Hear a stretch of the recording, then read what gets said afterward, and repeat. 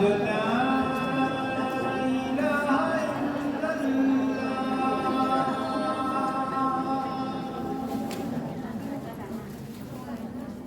أشهد أن محمد رسول الله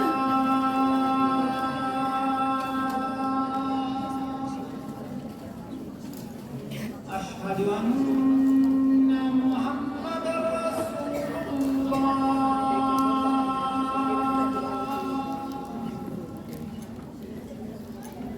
حي على الصلاة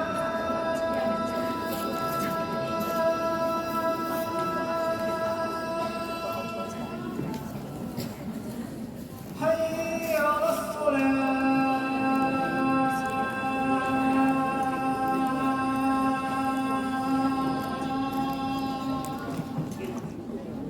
حي على الفلاح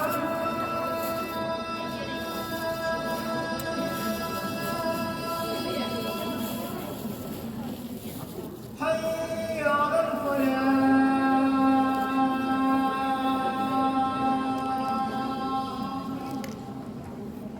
الله أكبر الله أكبر لا إله إلا الله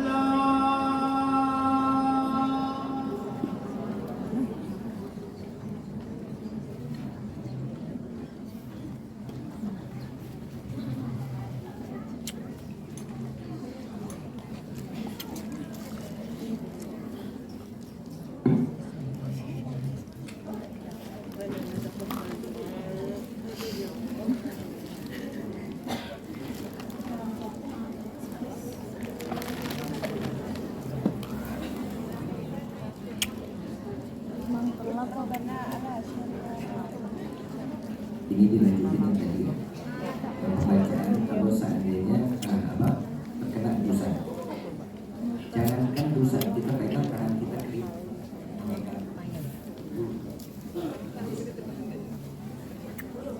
Pasti ada lagi. Ya, dan cara membersihkannya pakai sabun muharram itu nggak apa-apa karena di dalamnya ada asasnya. Ya, digosok, gosok, jadi terus dicuci, dimasukin ke mesin cuci. Ya, pakai sabun muharram itu karena di dalamnya kandungan tanah dia. Amin. Terima kasih Tim. Waalaikumsalam warahmatullahi wabarakatuh. Assalamualaikum warahmatullahi wabarakatuh. Saya ingin bertanya, saya sudah menikah dan mempunyai anak, apakah saya durhaka kepada kedua orang tua saya kalau saya sering marah dan kadang tidak memperdulikan keadaannya? Memperdulikannya siapa nih? Ke orang tua atau ke anak atau suami? Ini siapa nih? Orang tua. Ya pastinya nggak boleh ya. Yang namanya sering marah dan kadang tidak memperdulikan keadaannya, yaitu kalau termasuk dia seorang istri yang soleha, pastinya pasti didahulukan orang tua juga setelah suami. Makanya jangan orang tua kita tuh bawa keberkahan dalam hidup. Ya, tuh masih ada minum pakai tangan kiri, lagi cebokin mulutnya. Ya, jadi kalau untuk masalah orang tua terus harus berbakti kepada orang tua. Yang penting mendapatkan ridho dari suami. Assalamualaikum hadirin. Saya ingin bertanya dan meminta solusi bagaimana cara mengikhlaskan orang yang lebih dahulu dipanggil Allah Subhanahu wa taala dan bagaimana saya harus bangkit dari keterpurukan itu. Awal tahun 2024 saya kehilangan adik saya dan saya belum bisa membahagiakannya selama adik saya di dunia. Kebahagiaan itu sebaik-baiknya memberikan kebahagiaan adalah Allah Subhanahu wa taala. Cara Allah memberikan kebahagiaan kepada setiap hamba tatkala dia kembali kepada Allah, itu adalah bentuk kasih sayang Allah kepada setiap hamba. Kita sayang sama keluarga kita cinta sama keluarga kita, tapi haknya Allah yang dimana diberikannya kehidupan kita di dunia, kembalinya kita adalah haknya Allah. Kullu nafsin dha'iqatul maut. Setiap yang bernafas, setiap yang bernyawa pasti akan mati. Itu cara halus mengikhlaskan. bangkit. Kenapa? Dengan cara mendoakan itu adalah salah satu bentuk membahagiakan orang yang telah meninggal yang kita cintai. Paham ya? Doakan dia itu adalah kebahagiaan untuk dirinya. Masih ada lagi? Ya.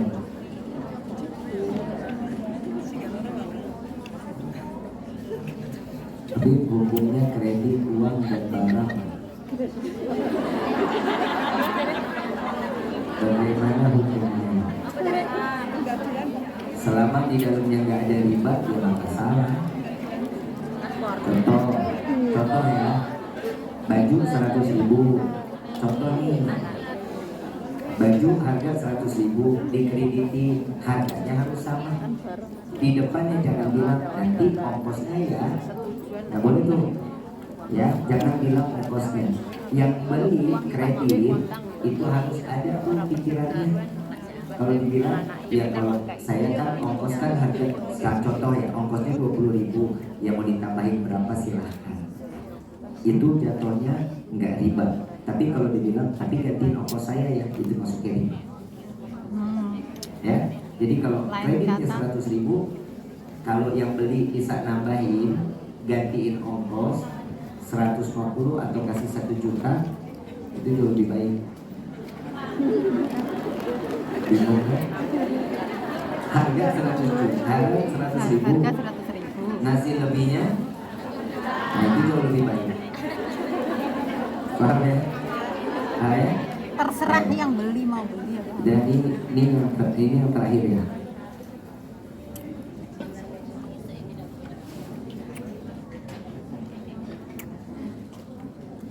Ya, itu aja.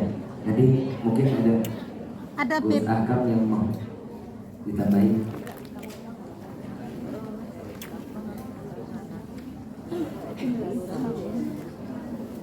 Salah kredit Bu, ada yang kredit di sini.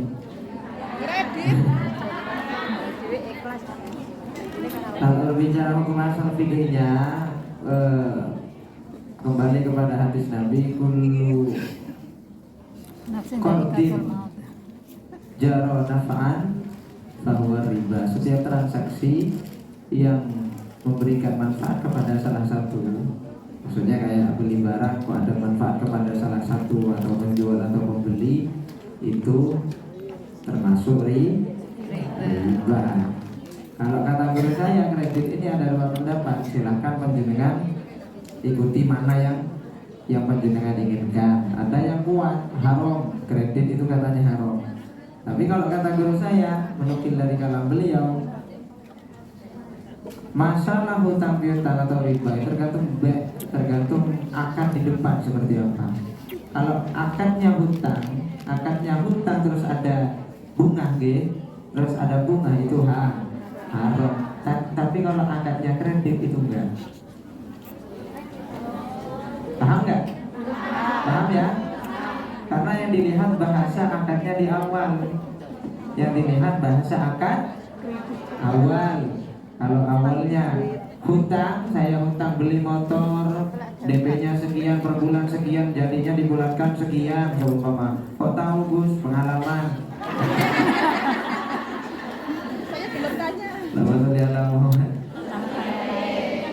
Kok niatnya kredit? Akad di awalnya itu hutang, itu haram. Tapi kalau bahasa akadnya di depan kredit itu enggak. Paham ya? Jadi tergantung bahasa akad yang di awal. Jadi ada dua hukum, ya, ada 2 penjelasan, ada yang halal, ada yang haram. Silahkan menjenengan mau ikut yang mana. Jadi kalau saya kalau untuk pribadi,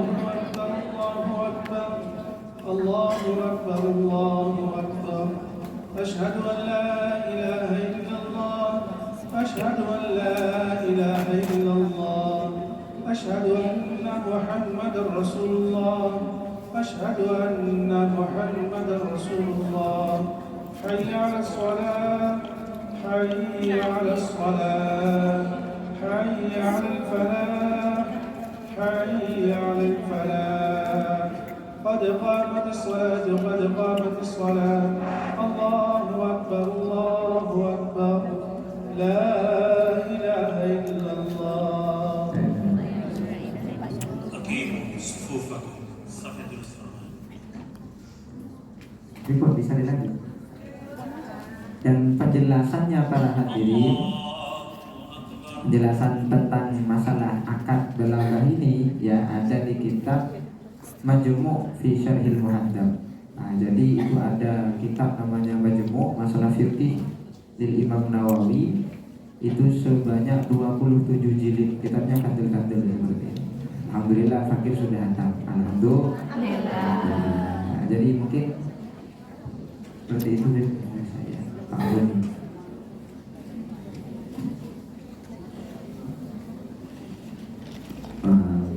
Untuk masalah kredit, hati-hati ya, lebih banyak berhati-hati. Ada juga yang mengatasnamakan kredit itu ada administrasinya ya.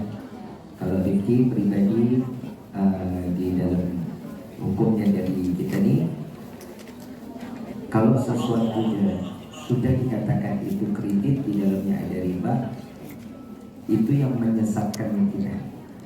Paham ya? Kita mampu buat membayarnya, jalani. Kita nggak mampu, jangan. Itu terbeban. Itu namanya riba. Karena riba itu membuat seseorang tak berdaya. Paham? Orang yang bermain di riba itu akan mendapatkan dosa besar, dan Allah menyatakan perang kepadanya 10 kali loh. Dikatanya diajakin perang sama Nabi, diajak perang sama Allah itu 10 kali. Jadi alangkah baik untuk menjauhi riba. Hati-hati ya. Baik. Ini masih pertanyaan apa sholawat? Kalau sholawat semuanya suaranya keras dari kedengaran Satu ke tanya, atas. Bib. Kedengaran nggak suaranya ke atas? Yakin? Pertanyaan lagi. Ya. Assalamualaikum, Beb. Apakah menyentuh atau memegang najis besar itu bisa membatalkan wudhu? Maksudnya saya udah Contoh memakan anjing. contoh saya udah wudhu, terus pegang babi. Terus apakah kalau saya mau sholat cukup mensucikan najis saja, ataukah aku wudhu lagi?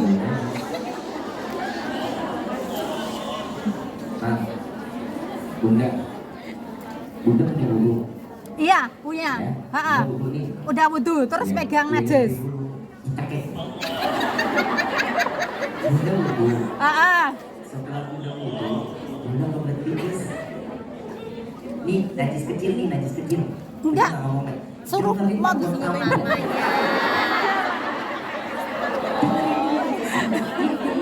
Bunda dengerin. Saya lagi ngomongin yang kecil dulu nih. Yang kecil.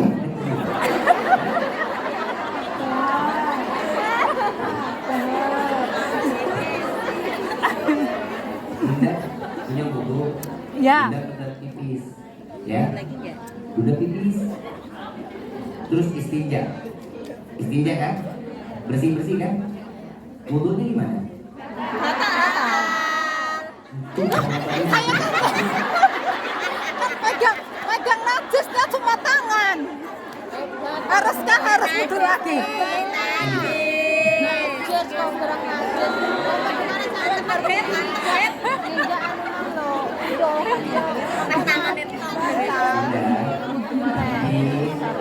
I love you.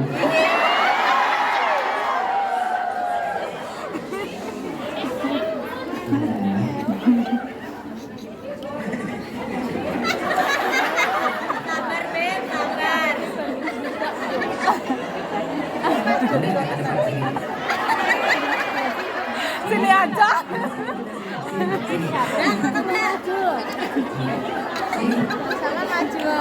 Beb, susah, Beb.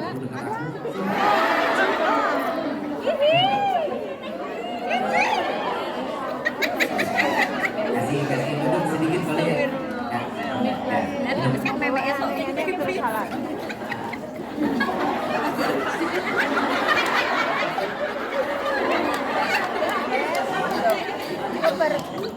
Mbak,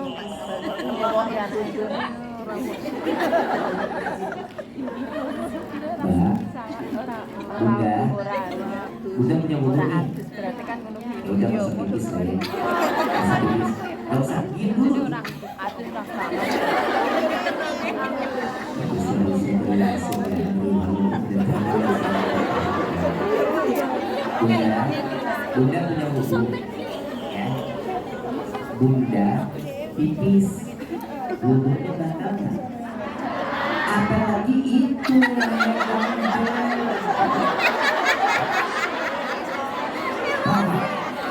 kan Bunda udah bersihin tangan. Bunda,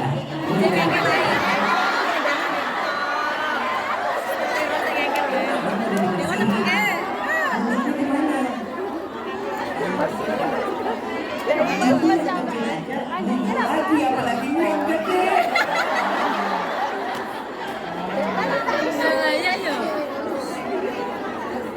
Udah bersihin lagi.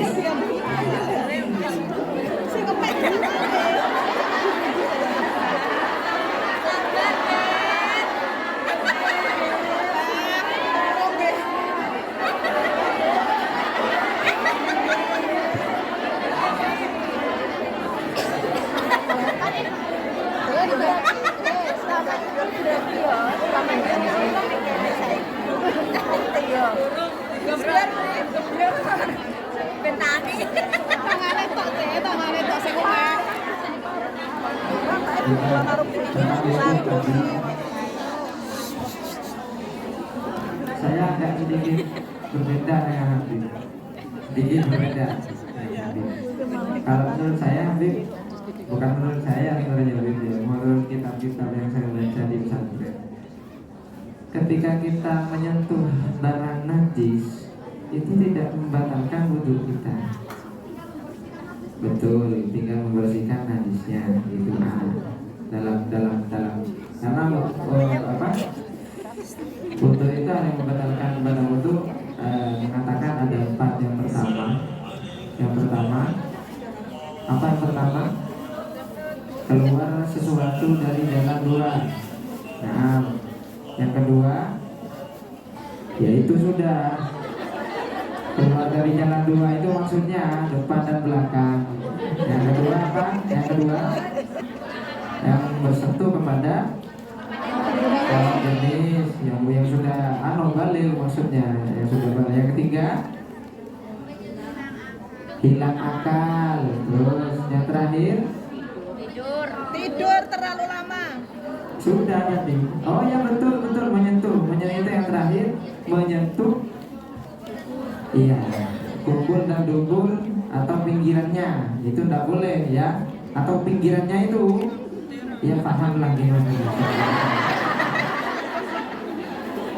Jadi kalau hanya menyentuh hal yang najis, afwan Habib, bukan yang menggurui Habib, tapi ini hukum ya harus diluruskan memang ya. Tapi kalau hanya menyentuh hal yang najis, afwan sekalipun B2 atau apa? Guguk, iya guguk maksudnya menyentuh doang, apa? Iya itu.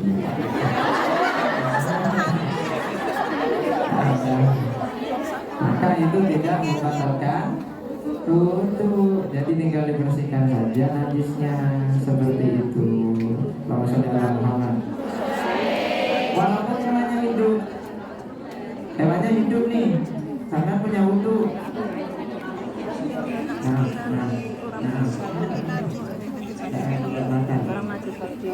Yang membatalkan itu sudah. Iya paham.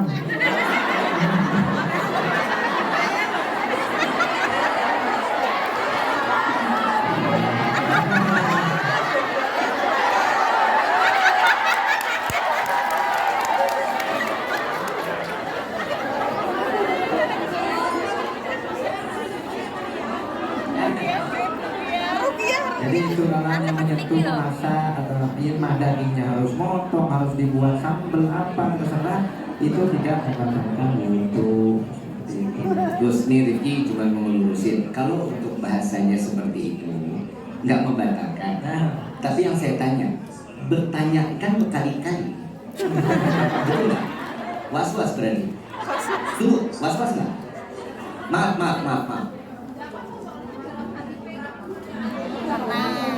Ragu nggak? Ragu. Butuh lagi selesai.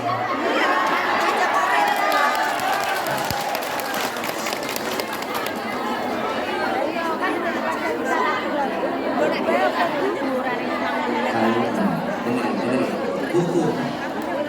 Karena saya melihat Mbak ini datang ke sini was-was. Paham? Saya ngambil jalan lurus. Biar Mbak gak was-was, hatinya yakin, butuh lagi. Selesai. Kalau waktu mepet, ambil hukum.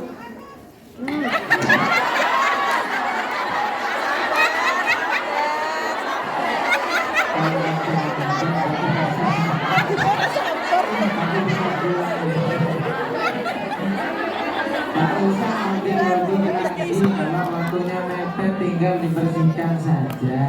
Yes. Jadi harus ini semangat.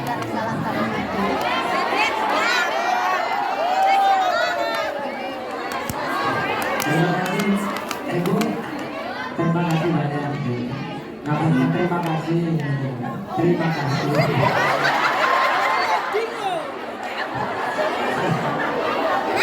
Oke, maaf. Beribu-ribu maaf ya. Ini pertanyaan sebenarnya sama yang tadi pagi, Bu. Kalau kita ada syak di dalam